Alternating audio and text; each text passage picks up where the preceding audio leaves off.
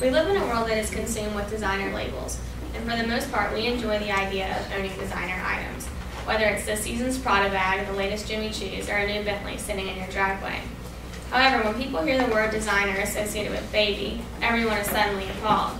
They think, why should I interrupt the natural process to design a perfect baby that looks like this?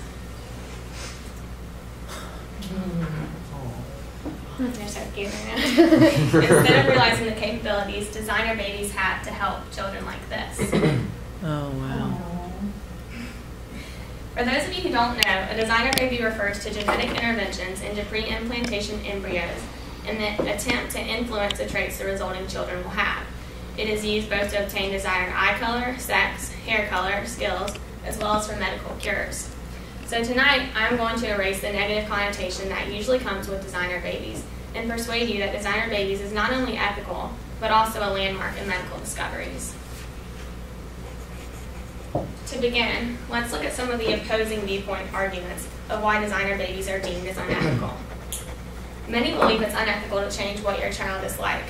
However, you actually aren't changing what your child is like, rather just predetermining a few of the millions of the traits the child has.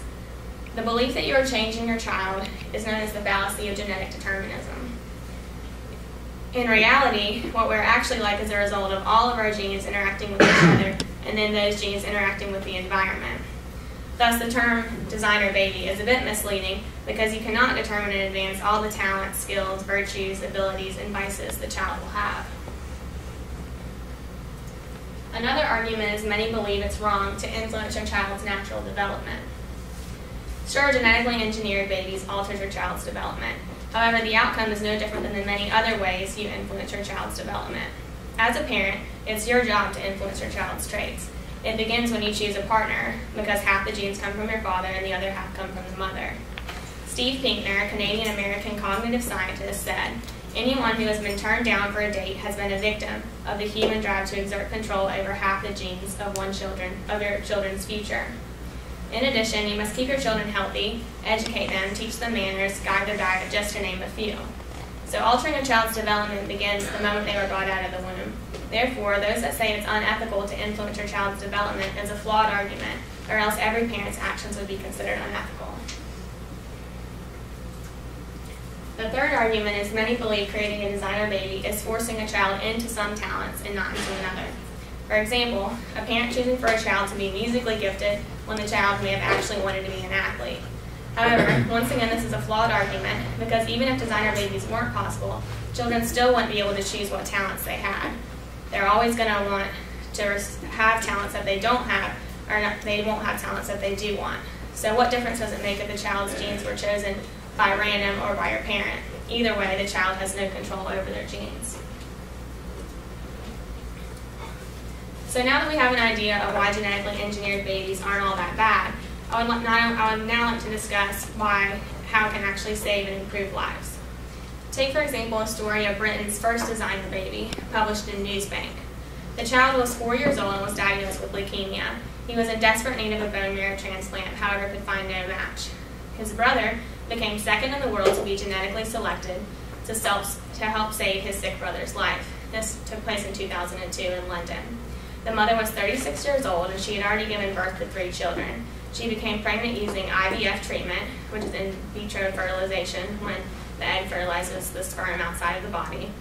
The baby was induced 38 weeks into pregnancy. Blood was then taken from the baby's umbilical cord to allow the doctors to collect the stem cells, which was able to provide the baby with the transplant. Now, if the sick young boy has a relapse, which is a 25% chance, he has the absolute best chance of survival, thanks to the miracle designer baby. However, many people have a problem with this because they don't like the idea that babies are being made to order or having a baby purely as a form of medicine.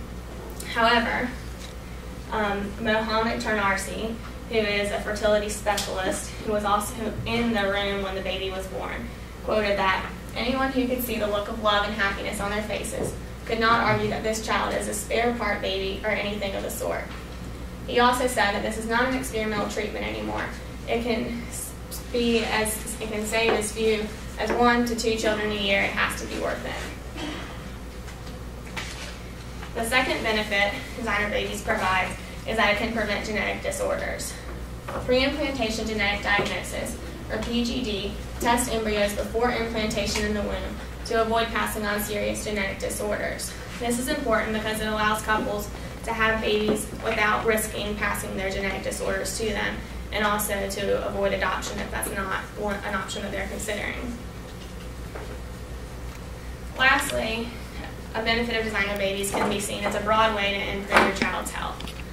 Research shows that through means of genetic modification, children can live longer, healthier lives, have greater cognitive abilities, as well as greater competitive skills and possible resistance to cancer and other diseases. Reverend Ron Cole Turner, who is a professor of theology and ethics at Pittsburgh, said that you wouldn't just be buying an Ivy League education, but the ability to be accepted into schools. In conclusion, rather than looking at designer babies as a vain attempt to create perfect children, consider the benefits and true reasons people are motivated to design their babies, which could be to save sick children's lives as a last option procedure, to avoid passing down genetic disorders, and to create overall better health for children. By no means am I advocating for parents to pay $85,000 to create a child with blonde hair and blue eyes. However, I do want you all to understand that designer babies can be so much more than that. As our society continues to become more advanced, medical technologies may be uncomfortable for a lot of us to accept. However, I encourage you to look at both sides of the argument to get a deeper understanding of the big picture. So rather than seeing a blonde-haired, blue-eyed, flawless child, picture a sick 4-year-old who now has hope. Picture a couple who can now no longer risk passing their genetic disorder to their child. Picture a healthier and brighter future.